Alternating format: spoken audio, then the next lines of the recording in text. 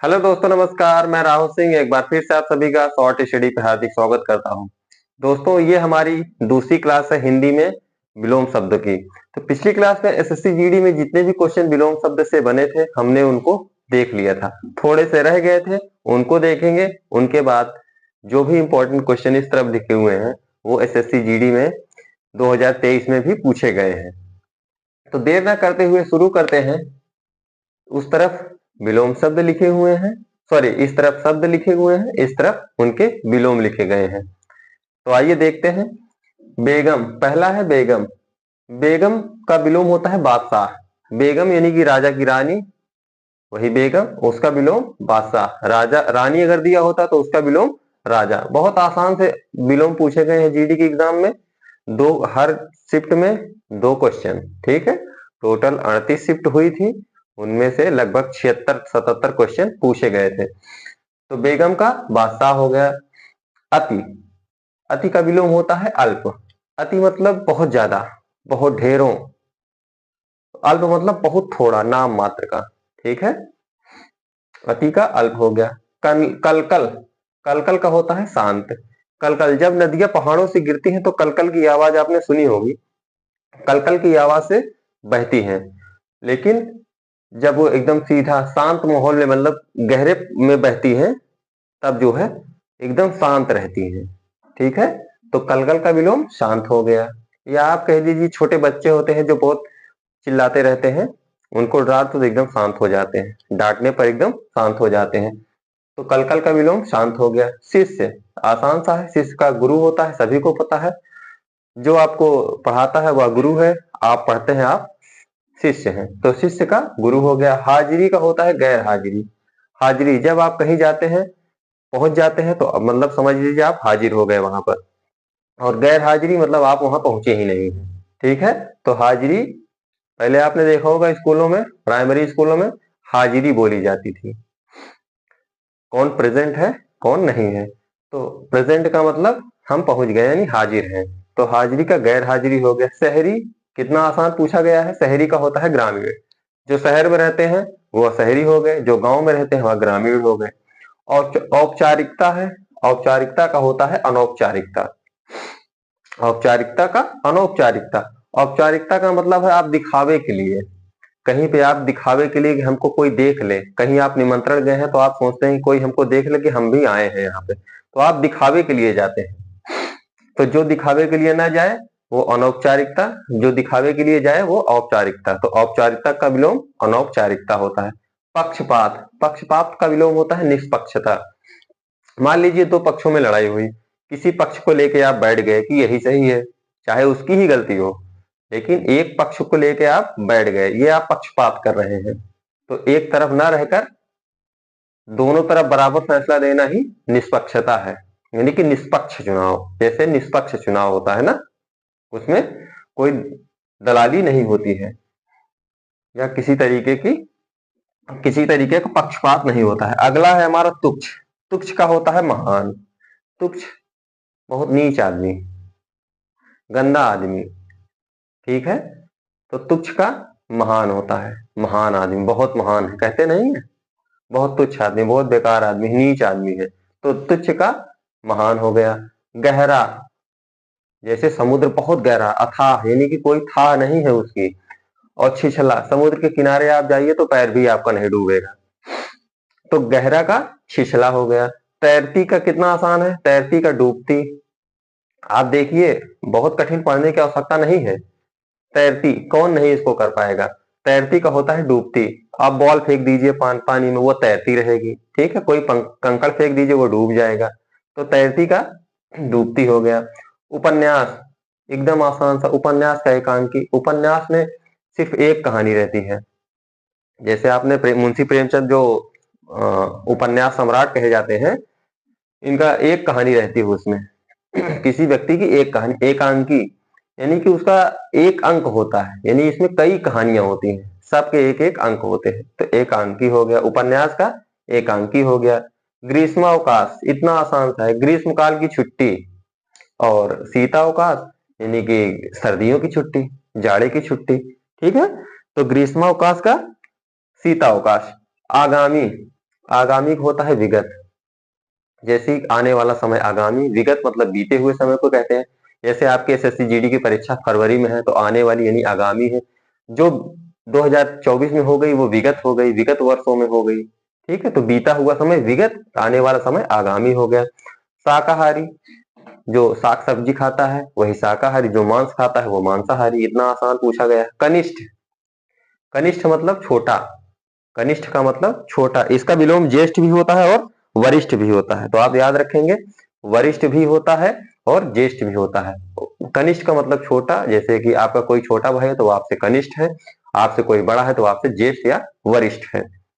कनिष्ठ का ज्येष्ठ या वरिष्ठ। अनुकूल इतना आसान है, सभी पढ़े होंगे, कई बार पूछा गया है। अनुकूल का होता है प्रतिकूल। अस्त, अस्त का होता है उदय, किसी चीज का डूब जाना अस्त होता है। और उदय यानी कि उसका निकलना, जैसे सूरज डूब जाता है तो अस्त हो गया, निकलता है सुबह सुबह में तो उसका उदय हुआ।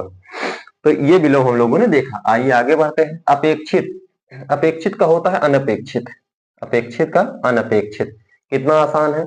अपेक्षित यानी कि आपने किसी से अपेक्षा रखी है, ठीक है, और वो अपेक्षा के कायम ही नहीं है, अच्छा अपेक्षा करने लायक ही नहीं है, तो अनपेक्षित। तो अपेक्षित का हो गया अनपेक्षित, यानी कि जिससे आप अपेक्षा ही ना करें, उम्मीद ही ना लगाएं, वही अनपेक्षित। सहित, सहित का होता है विहीन। सहित मतलब सब लोग साथ मिलकर रहना, मिलकर साथ रहना ही सहित है। और विहीन यानी कि अलग हो जाना, छिड़काव हो जाना, तो ये विहीन हो गया। जल मार्ग, इतना आसान, जल का रास्ता जल मार्ग, और इसका विलोम होता है थल मार्ग, यानी कि स्थल का रास्ता यानी कि थल का रास्ता, तो जल मार्ग का थल मार्ग हो गया। कृपण, कृपण का होता है बहुत कंजूस, मक्खी चूस, तो कृपण का उदार होता है विलोम। उदार का मतलब दानशील व्यक्ति, ठीक है, जो दान वान कर दे। तो कृपण का मतलब होता है कंजूस, उदार का मतलब होता है दानवीर या दानशील व्यक्ति। तो कृपण का उदार हो गया। मित्रता, जब आप किसी से बहुत प्रेम होता है, आप मित्रता हो जाती है उससे, दोस्ती हो जाती है, उसी को मित्रता कहते हैं। लगाव हो जाता है, उसी को मित्रता कहते हैं। किसी से दुश्मनी हो गई, उसी को शत्रुता कहते हैं। तो मित्रता का शत्रुता हो गया। सादगी, सादगी का होता है आडंबर। सादगी का मतलब होता है एकदम साधारण, सिंपल सा। आप कहीं गए एकदम, या कोई लड़की है बिना क्रीम व्रीम लगाए आ गई तो एकदम साधारण सी, अब लीपा पोती कर ली तो वो दिखावा कर रही है, ठीक है, तो आडंबर यानी कि दिखावा कर रही है। तो सादगी मतलब एकदम साधारण सा, आडंबर मतलब दिखावा। अविचल, अविचल का मतलब होता है जो जैसे पहाड़ है, पहाड़ अविचल है, कहीं डोल नहीं सकता, वो हिल नहीं सकता। वही विचल या डावाडोल या डाभाडोल, जो डोले, हिले डोले, ठीक है, जैसे पेड़ हिल रहा है, डुल रहा है, तो ये डावाडोल है। अविचल यानी कि पहाड़, आप ऐसे समझ लीजिए। तो अविचल का मतलब जो हिले ना, और विचल का मतलब जो विचलित हो जाए, तो अविचल का विचल हो गया। जड़, जड़ का होता है चेतन, कई बार आप पढ़े होंगे। तो जड़ का होता है चेतन। आपने सुना होगा बहुत जड़ बुद्धि है, बहुत मूर्ख है, ठीक है, तो और चेतन बुद्धि का मतलब बहुत बुद्धिमान है, तुरंत इसको समझ में आ जाता है। तो जड़ का हो गया चेतन। निरक्षर, अगला है हमारा निरक्षर। निरक्षर का विलोम होता है साक्षर। निरक्षर का मतलब जाहिल गंवार, पढ़ा लिखा बिल्कुल ना हो, और साक्षर का मतलब पढ़ा लिखा बुद्धिमान व्यक्ति। तो साक्षर का, निरक्षर का साक्षर हो गया। दिवस, दिवस का तात्पर्य है यहाँ दिन से, दिवस का तात्पर्य है दिन से। दिन का रात्रि होता है, और दिवस का भी रात्रि या रजनी, रजनी जो है रात्रि का पर्यायवाची होता है। तो रजनी हो चाहे रात्रि हो, तो इसका दिवस का रात्रि या रजनी होगा। निर्जीव, निर्जीव मतलब जिसमें जीव ना हो, जैसे ये मेरा मार्कर है, इसमें जीव नहीं है, निर्जीव है, असजीव। कोई भी प्राणी हो जिसमें जीव है, जैसे हम आप लोग सभी हैं, तो निर्जीव का सजीव होता है। श्रव्य, श्रव्य मतलब जो सुनाई दे, यह सुनने लायक हो, कोई बोल रहा है, जैसे मैं बोल रहा हूं, मेरी आवाज सुनाई दे रही है। और दृश्य, इसका विलोम हो जाता है दृश्य यानी कि देखना। तो यहाँ पे आयोग ने माना है श्रव्य मतलब, श्रव्य का मतलब सुनाई देना, इसका उल्टा है दिखाई देना। तो ठीक है, आयोग के द्वारा माना गया है। श्रव्य का हो गया दृश्य। प्रवेश, प्रवेश का होता है निकास, जब आप कहीं रेलवे स्टेशन या बस स्टैंड पे जाते हैं तो उसमें लिखा रहता है ऊपर लिखा रहता है प्रवेश द्वार, निकास द्वार। तो प्रवेश का मतलब उस तरफ से जाइए, निकास का मतलब इस तरफ से बाहर आइए। तो प्रवेश का हो गया निकास। गमन, अगला है हमारा गमन, इसका विलोम होता है आगमन। यानी गमन का मतलब जाना और आगमन का मतलब आना। आपने सुना होगा कि आज नेता का यहाँ आगमन होगा, ठीक है। तो गमन का मतलब आप कहीं जा रहे हैं तो आप गमन कर रहे हैं, और कहीं से आ रहे हैं तो आगमन आपका हो रहा है। तो गमन का आगमन हो गया। आदर, आदर का होता है निरादर। आदर मतलब आपने किसी की इज्जत दे दी, अच्छे से बात कर लिया तो वो आदर हो गया। किसी के गरिया दिया, अबे तबे कर दिया तो वो उसका आपने निरादर कर दिया। चार आदमी के बीच में उसको आपने गाली दे दिया तो वो निरादर, इसका अपमान हो गया, बेइज्जती हो गई। तो आदर का निरादर। संक्षिप्त, संक्षिप्त का क्या होता है विस्तृत। संक्षिप्त मतलब दो, एक लाइन में, दो लाइन में उसका वर्णन कर दीजिए आप।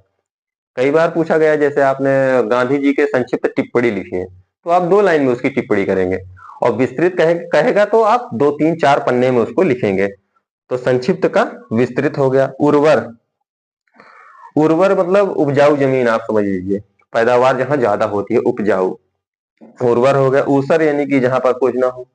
बंजर इसका भी हो सकता है। ऊसर का बंजर भी अरे उर्वर का बंजर भी हो सकता है, ऊसर भी हो सकता है, जहां पर कुछ भी पैदा ना हो, बंजर जमीन।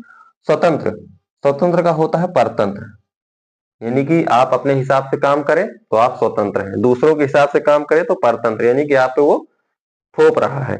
तो स्वतंत्र का हो गया परतंत्र। इतनी बात आपको समझ आई होगी। तो आइए आगे देखते हैं। वाचाल है अगला। अगला है वाचाल। वाचाल का मतलब बहुत बोलने वाला, भड़बड़ाने वाला, चिल्लाने वाला। और मूक मतलब चुपचाप शांति से बैठने वाला। तो वाचाल का हो गया मूक। अंतर्मुखी, बहिर्मुखी कई बार, हजारों बार पूछा गया है, इतना आसान सा है, अंतर्मुखी बहिर्मुखी, आप इसको याद रखिए।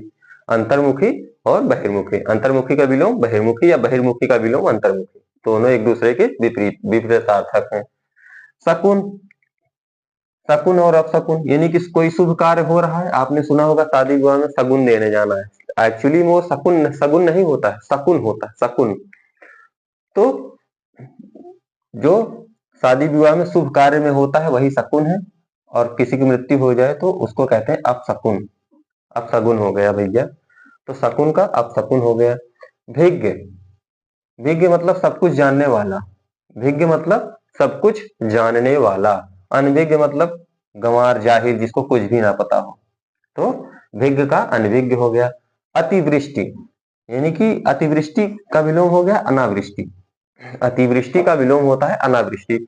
अतिवृष्टि का मतलब होता है, अतिवृष्टि का मतलब होता है अत्यधिक वर्षा, बहुत ज्यादा वर्षा होना। और अनावृष्टि का मतलब होता है बिल्कुल वर्षा ना होना। तो आप ये ध्यान रखेंगे। अतिवृष्टि के विलोम भी होता है अल्पवृष्टि, इसका विलोम होता है, और एक होता है अल्पवृष्टि। अल्पवृष्टि, तो अल्पवृष्टि चाहे दिया हो चाहे अनावृष्टि दिया हो, अतिवृष्टि का विलोम दोनों होता है, ठीक है। इसके बाद है अगला हमारा आनंद। आनंद का विलोम होता है विषाद। आनंद बोलते हैं हर्ष को। हर्ष का मतलब होता है खुशी, आप बहुत खुशी हैं, प्रफुल्लित हैं, आनंदित हैं। और विषाद यानी कि मुंह लटका के आप बैठ गए दुख में, तो ये हो गया विषाद। एकल, एकल का विलोम होता है बहुल या सामूहिक।